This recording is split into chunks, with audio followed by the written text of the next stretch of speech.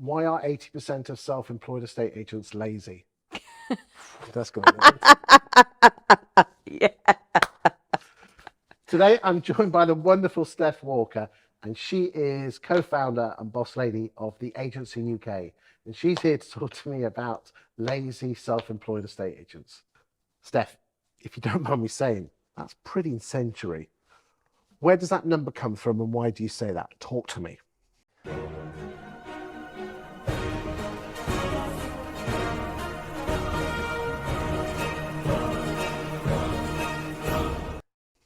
So statistically, 20% of self-employed agents do 80% of the business. They are stats that come from the other, the States, Australia, etc., where this model has been predominant. I can actually back that up in the UK. Okay. Unfortunately. I've analysed some of the bigger firms, and you can then go and look at who's moving, shaking, who's pulling trees up. That 80-20 rule is scary. It is, and I think we have to be slightly cautious in that there's always going to be a period of latency. Somebody launching their business, it's going to take them some time to get into productivity, and it's going to take them some time to earn and see that pipeline through. So there is a small period there between launching, being active and being productive. But I think it's such a wonderful opportunity that hasn't been around for people. Yes, I know Keller and Remax have been here for a decade and longer, yada, yada, yada. But really, up until the last 5 or 6 years, it hasn't been an opportunity. Mainstream, hasn't been mainstream. Correct. So now people get to stay in the industry that they love. They get to earn life-changing money. Yeah. And I know money isn't everything, but money gives you options. It gives you choices, gives you freedom.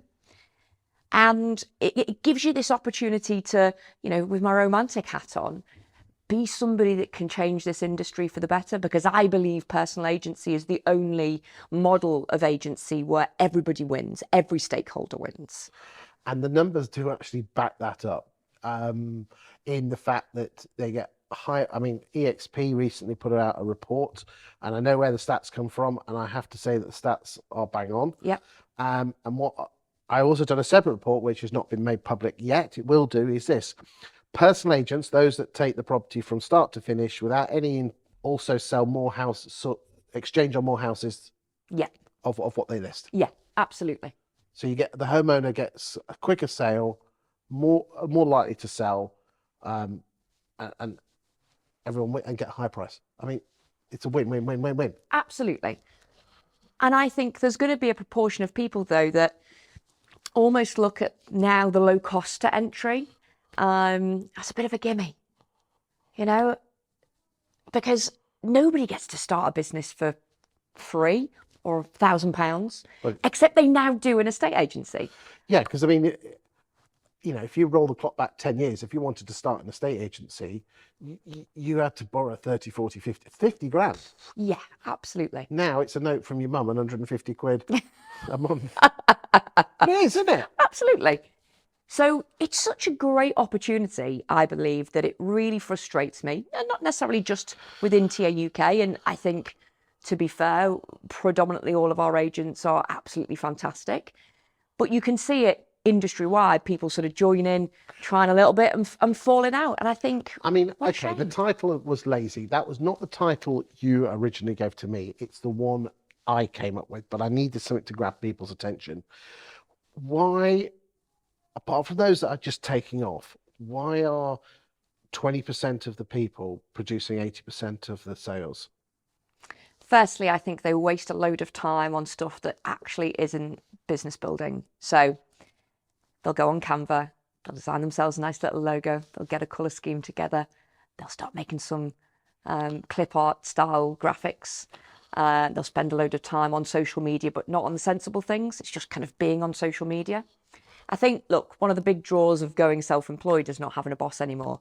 You're absolutely dead wrong, though, because you're your own boss and you're the one paying or not paying your paycheck at the end of the month. Yeah. When you leave your job, you used to have to listen to a prat. Now the prat's you. Yeah. And absolutely. I think it comes down to that A word, accountability. You, it's so hard to hold yourself accountable. It's So hard. stupidly hard. But I think the whole setup for estate agents, for brokerages scenario is this, that there's this huge network of support around you. And I talk a lot about, why do people want to work harder rather than smarter? So for the vast majority of people joining a brokerage, be it one of the larger ones, be it TA UK, whoever it might be, there's a path that you can follow for other people that have gone before you and tried some things and failed, tried other things and won. Yeah, Why but wouldn't I you want to reinvent the wheel. Oh, absolutely. And this is what people spend all day doing.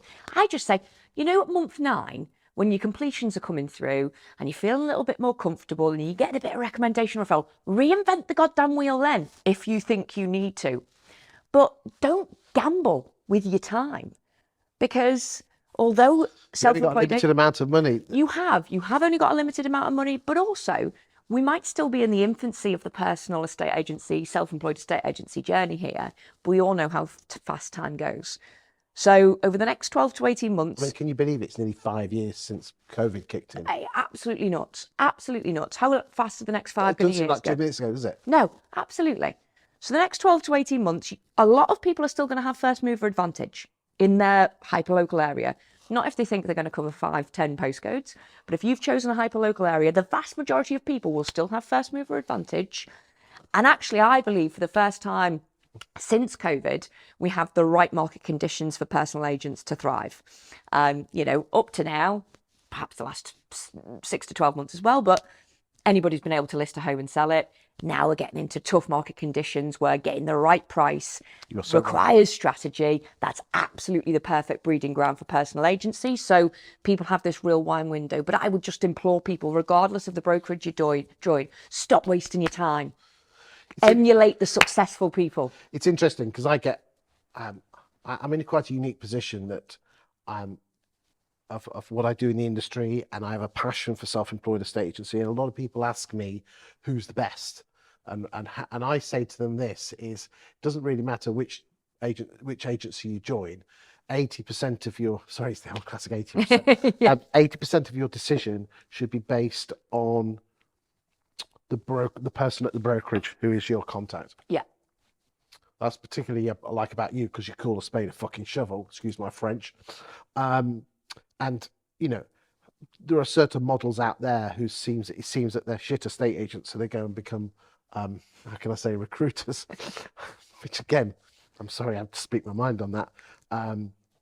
Be a bloody good estate. Isn't it interesting that the apart from Ben Moore, who is amazing, Yeah, truly amazing, and Scott and a couple of others, but the vast majority of the big earners at EXP, and I know others are available. I have to talk about EXP. Well, I can. they're the biggest. Okay. The vast majority of them that earn the big money don't recruit that many people. Isn't that amazing? It's really funny because I keep my maiden name on LinkedIn and my married name on Facebook, and I constantly get DMs from people from other brokerages looking to recruit me, and then they click on and go, oh, yeah, probably shouldn't have sent that. And it's always the people who aren't selling houses, which is, to me, is crazy. I think, and again, I'm a little bit romantic, but again, personal agency, so not all self-employed agents are personal agents. I think that's a big point to make. Okay. But all personal agents are self-employed. Personal agency is the only style of agency that has a real chance to change how we're viewed as an industry, as a profession, because it's the only style of agency where every stakeholder wins. And so I think people should be, it's almost a badge of honor, really, that you've been able to go out there and do this and start the business in a way that can be so wonderful for the community. And Don't waste your time. Who gives a flying F about the fact that your boss says, well, he's only sold 4 houses this month? Yeah, but you've probably earned twice as much as he has, or she has. Well, I still keep my hand in, right? I do sell a number of properties, not a huge amount. I sell a very small proportion, even in comparison to other low volume agents.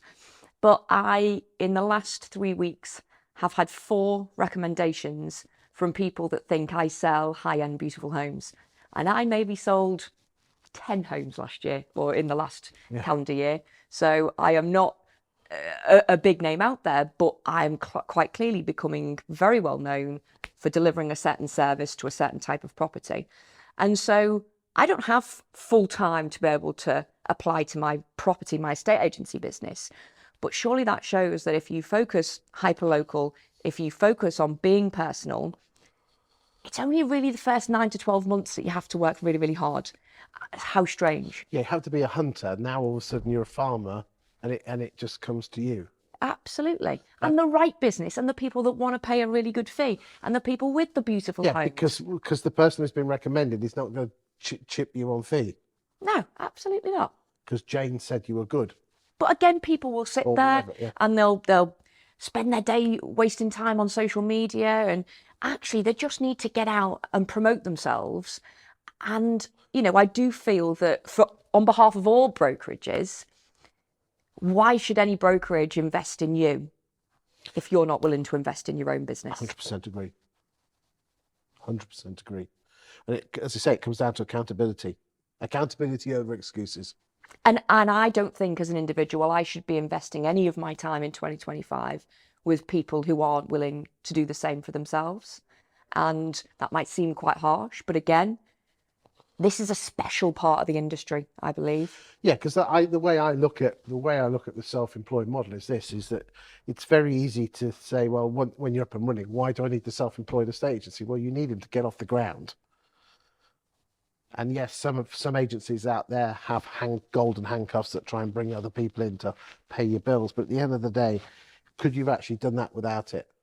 But there you go. There's another challenge for other self-employed models: is what are you doing to retain your existing clients? Yeah. Your existing self-employed agents. Yeah, and look, I think that's going to be the interesting evolution of that landscape over time. And, just as there are in the States, just as there are in Australia, there's different splits, this, that, and the other. But again, it's the setup that you want for your business. So one of the things that we have is a team of estate agents that work and take the calls that come in from Rightmove and Super. Yeah, that's because you do that. Not many agents do that. You have an extra at TA UK. Other self-employed agents are available.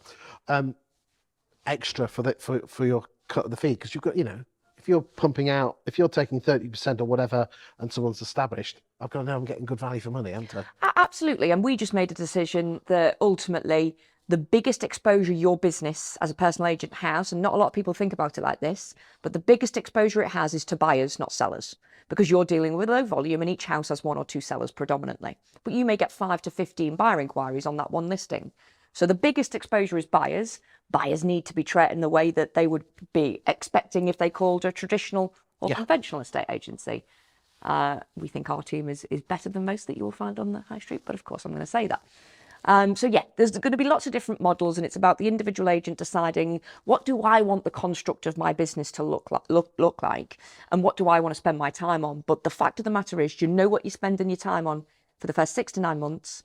Networking, follow the system, go out there, emulate other agents that have gone before you and done really, really well. I'll tell you what they haven't been doing: sat there twiddling their thumbs on Canva. They've been out there speaking to people, building their hyperlocal network. And they've had accountability throughout that process to ensure that it's being done. And that can either be through the self-employed agent model, the broker, or surrounding yourself with other people like Agents Together. Agents Together, absolutely. And just basically senior people in your family, uncles and aunties, not necessarily family members, but people you put on a pedestal.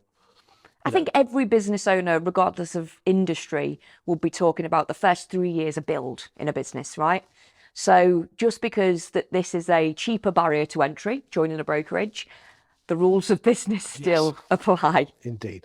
Well, Steph, thank you for your time today. You've been exceptional as always.